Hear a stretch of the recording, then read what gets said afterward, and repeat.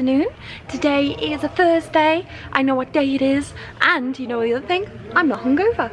I'm really happy about that. I didn't feel necessarily drunk last night, but I was very aware that I had drunk a lot over the course of the day, so I was like, oh, that's still gonna give me a hangover. But no, I seem fine, which is great.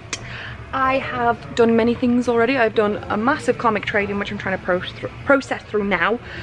Processed a lot of jewellery, which is already being posted out, so that's good. I have voted who I want to be the leader of Labour today, which is, for me, Jeremy Corbyn, so I'm very happy about that.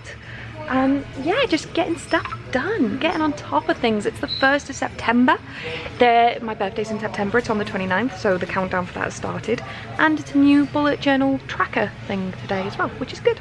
So guys, do you want to see something really cool? You wouldn't get it because you haven't seen it yet, because you never watch TV. But if you watch Stranger Things and you like it, you will know that at the very beginning they have a race, and they bet a comic which is Uncanny X-Men 134, which for some fan theorists actually play a part to some of the theories, which I'm not going to go into because I don't want to spoil anything. But I just got that delivered. Apparently it's become quite a cult comic to get if you're a Stranger Things fan, and which I am, so there you go. Able to see it, but look how weird the colour sky is.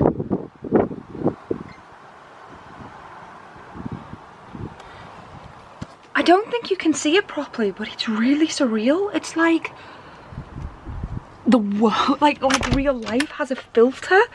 Everything is kind of pink. It's really weird. It's obviously sunset, so it's like, and it'd be like a red sky, but it's so cloudy. You can't actually see it, but it's made everything pink. It's really weird, really weird. Get in my goddamn mouth. Nom, nom, nom, nom, nom, nom, nom.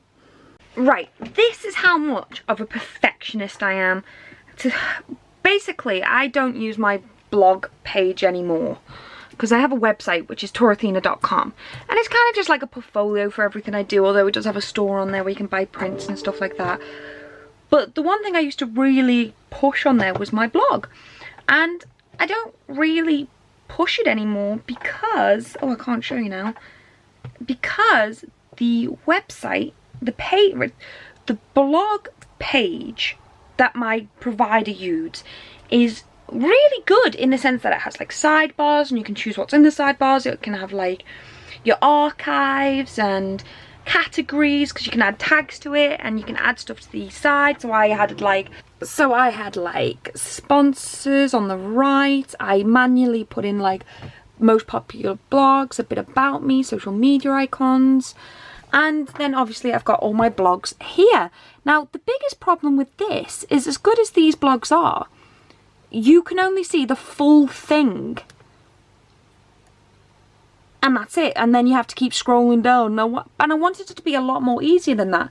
It does have this read more tab, but the read more tab is like this tiny little button, and it's like really not noticeable, and it wasn't very clean. You couldn't really customize it in any way, and I just thought it just didn't look nice. It looked messy. So I built a whole new page. Now I haven't got a clue, and I mean I really don't. I haven't got a clue when it comes to building websites. I use a website builder that does it for me, but I used them and I made a whole new page, like a blank page, and I've still got my blog page up, but that's now hidden in navigation. You can't find the actual blog page. And I've made this whole other page look like a blog. So this is what we'd call, like in the builder, it'd be a standard page. And then I've just made it look like a blog. So like I've made my own little headline, I've put my social media, and I've put my, like a little bit about me. I've made this most popular blogs, like a sponsor thing. That's my friend Heirloom. He doesn't actually sponsor me, I'm just, you know, helping him out. Advertise like he does. He's got more subscribers than I do. And then this is what I wanted it to look like. Obviously I'm going to add like a picture to each one as well, but I want it to be clean, efficient, and then these are real blog posts, so you can see a little snippet and then you go, oh, I want to read more of that, and you click on that and it goes to the actual blog, and then there's a bit where you can comment and stuff like that, and you can still see categories and archives when you're actually on the blog page. But Yeah, it's not ideal, but oh my god, I'm so much happier with how it looks. It's just taken me a couple of hours to do that, but I am really happy with it. So I'm trying to type like a blog post on my Patreon page, and my wrist is so bad today. I can't even type, because it's getting to the point where every time, I didn't even know my wrist did this, but every time I go to press enter, my wrist will twist slightly just to press that, and that just sent a shock up my arm. I am so grateful I am healthy. I am so grateful I can use my legs, that I can see, that I can breathe, that I can talk and hear. I am relatively a very healthy person, but it really stresses me out so much that I am self-employed. I need my hands to do every form of my job, and sometimes it's so excruciatingly painful I want to cry, but yet I still need to work. And then the doctor says there's nothing you can do, there's nothing wrong with it, or we don't know what's wrong with it, or it's just something you're probably going to have for the rest of your life. And then she doesn't even blink by saying that I just burst into tears. And my dad keeps saying that I need to like take a day or two where I literally just don't use my wrist, and I think he may have a point. I'm really bad at just sitting still. Maybe I need to learn how to type with just one hand.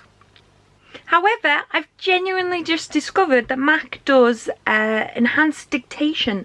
I'm just downloading it now to see if it actually works, because I've had these programs before and they don't work. They're as efficient and as accurate as YouTube subtitles on videos. They're brilliant. But if it does work, that will genuinely be quite amazing for a couple of projects I need to write out before I do anything with. If only there was one where I could edit videos through voice commands, eh? Because that's one of the most painful things for me, because I'm constantly, without thinking, with my right hand on the trackpad doing that, and that it sounds insane, but that is so painful. And when each video takes about at least an hour to edit, it's crap. Right guys, a little bit of gossip that I forgot to tell you about. So there's a new neighbour in my shop opening up in Grand Central, and they are opening literally opposite me. And when I first looked in, I heard they were selling like memorabilia, you know, like signed movie posters and stuff like that. And I was like, that's really cool, that fits in brilliantly here, great, you know, we need more shops opening. And then they wallpapered their counter with Thor and Marvel comics, like wallpaper, not like actual comics. And I was like, right, better keep an eye on this. And then the security guard today asked them, like, are you going to be selling comics and stuff?